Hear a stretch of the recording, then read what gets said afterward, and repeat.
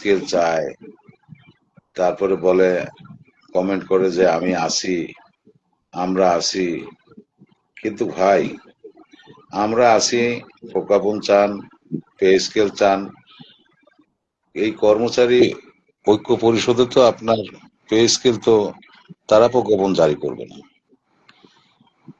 এই ঐক্য পরিষদ তো আপনার আহ, নির্ধারণ কোনো বাজেট তারা করে দিবে না। আপনাদের যে ন্যায্য দাবি, সে দাবি আপনারা সমাবেশে আসবেন, উপস্থিত হয়ে এই কর্মচারী ঐক্য পরিষদের হাতকে শক্তিশালী করবেন, তাহলে আমাদের চাওয়াটা সার্থক হবে। এছাড়া ভাই, আমাদের এই পে স্কেলের ব্যাপারে আমরা যদি বলি যে চাকরি চলে যাবে, ওই অমুক হবে, আপনি কি চুরি ডাকাতি করতেছেন না অমুক কিছু করতেছেন? আমার 14 সালের থেকে আমরা কর্মচারী যে ক্ষতিগ্রস্ত, আমাদের প্রত্যেকটা ফ্যামিলির যে ভর্তুকি দিয়ে বাজার সদাই এবং আহ, যারা অসুস্থ আছে তাদের অসুস্থ খরচ পাতি দিয়ে তারা এই পর্যন্ত যা ডোনেশন দিয়ে আসতেছে, তাদেরকে এই 2014 সাল থেকে 26 সাল পর্যন্ত তাদেরকে একটা ফিরিয়ে একটা করে দিক সরকার, ভর্তুকি দিক। তাকে তার সরকারি কর্মচারীরা কথা বলে না। জি।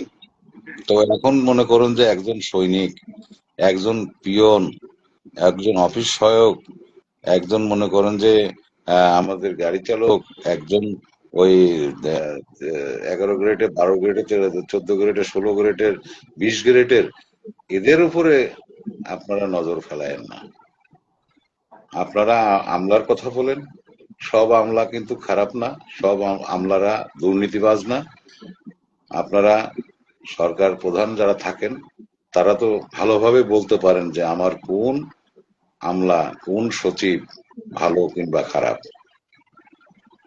সেটা আপনারাই ভালো বলতে পারেন, কর্মচারীরা ভালো বলতে পারেন। আর কর্মচারী যদি বলে, তাহলে আপনারা ইতিমধ্যে হয়তো জানতে পারছেন যে আগে সিএসপির আমলে যখন কেরানি ছিল, সেই কেরানিরা কিন্তু এখনকার বর্তমান যে সচিব মহোদয়রা আছে তার সেই কেরানিরা কিন্তু সচিব মহোদয়ের উপরে অনেক কিছু তারা জানতো এবং করতো। যারা সিএসপির আমলের অফিসার ছিলেন, তখন তারা এত দুর্নীতি করতেন না। তখন সে তাদের বংশ পদমর্যাদা দিয়ে তারা বংশ কিভাবে আত্মরক্ষা করে রাখা যায়, তারা সেই সম্মানটা দিতে জানতো। আজকে বিচার হয় না, বিচার হয় নিচের তরে। আজকে ছোট কর্মচারী কি করছে সেই বিচারটা করে।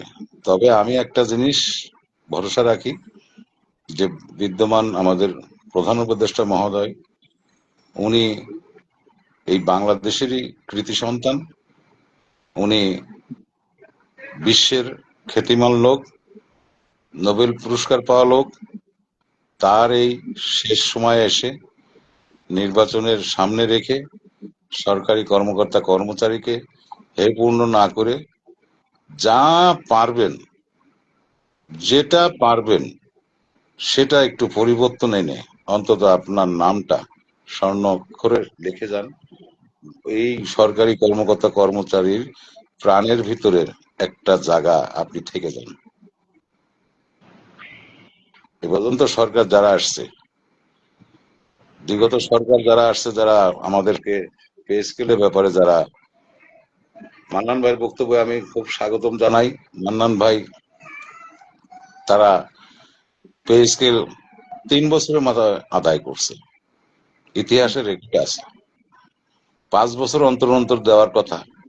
তাহলে সংবিধানে যদি সেটাই যদি থেকে থাকে, তাহলে আমি মনে করবো মাননীয় প্রধান উপদেষ্টা এবং আইন উপদেষ্টা, অর্থ উপদেষ্টা, তারা এখানে যদি আইনই যদি মানতে হয়, 5 বছর অন্তর অন্তর সংবিধানে আছে আমাদের পে স্কেল, বেতন কাঠামো পরিবর্তন আনা।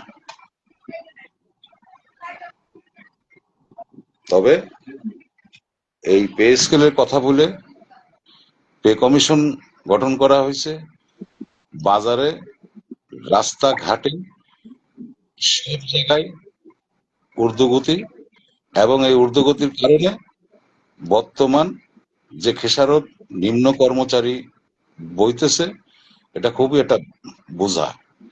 কিন্তু সেদিনকে পুলিশ সদস্য ভিতরে মনে করেন যে একজন সৈনিক, সে সে সে একজন আত্মহত্যা করলো কি কারণে, এটা তো বুঝতে হবে সরকারকে।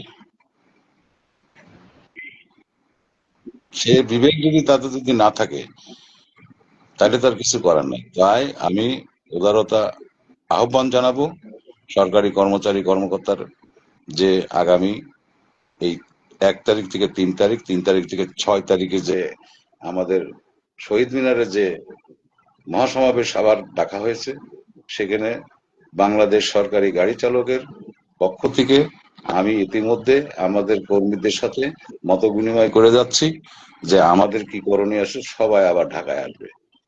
ইতিপূর্বে দেখছেন সেদিনকে মিনিমাম আমাদের শহীদ মিনারে আমাদের সহকর্মী ভাইরা, আমাদের বিভাগ, জেলা, উপজেলা থেকে তারা এসেছে। প্রয়োজন হলে আবার আমাদের 6 তারিখে ডাকে ইনশাল্লাহ আমরা শহীদ মিনারে সবকে হাজির করাবো, এবং সরকারি কর্মচারী কর্মকর্তাদেরকে আমি আহ্বান জানাবো, আপনারা দয়া করে মেহরবানি করে 6 তারিখে শহীদ মিনারে আপনারা হাজির থাকবেন। এবং তার আগে যদি আমাদের মাননীয় প্রধান উপদেষ্টা মহোদয় আল্লাহ যদি রহমত করে, তাহলে যদি একটা প্রজ্ঞাপন যদি জারি করে, তাহলে তো আমাদের আশা। তারপরেও আমরা ধন্যবাদ জ্ঞাপন করার জন্য প্রয়োজন হলে জেলা উপজেলা থেকে আমরা মিলাদ মাহফিল যেটা যেটা করার দরকার আমরা ইনশাল্লাহ সেটা করব আমাদের মাননীয় প্রধান উপদেষ্টার জন্য। তারপরেও আমি সবিনয়ভাবে প্রধান উপদেষ্টার প্রতি এখনো পর্যন্ত আত্মবিশ্বাস রাখি যে সরকারি কর্মচারীর জন্য উনি কিছু একটা করে যাবে। আমি সে আশা ব্যক্ত রেখে আমি বিদায় নিচ্ছি। আল্লাহ হাফেজ।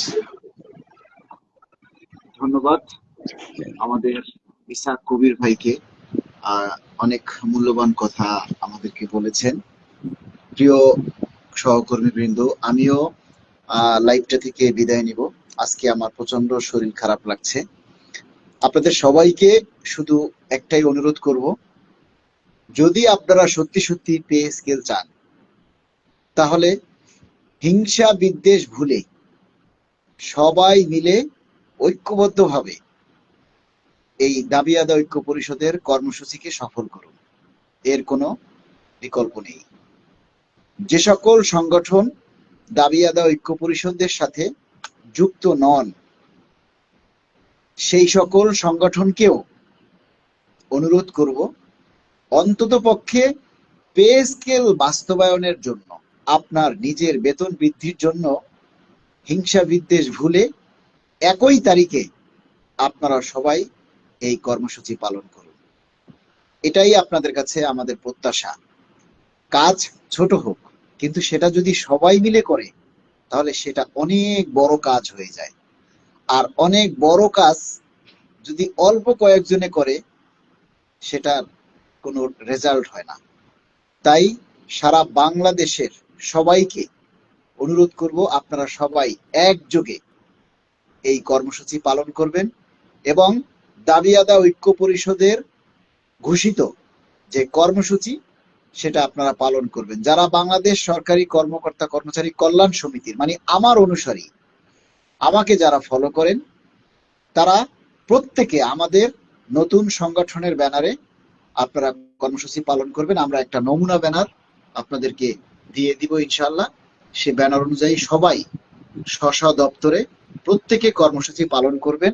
আর যারা ডিফেন্সে আছেন, যারা কর্মসূচি পালন করতে পারবেন না, তারা সোশ্যাল মিডিয়ায় আমাদেরকে সহযোগিতা করবেন এবং এই দাবির প্রচারগুলি সবাই সজোরে আপনারা সদল বলে ঐক্যবদ্ধভাবে আপনারা প্রচার করবেন।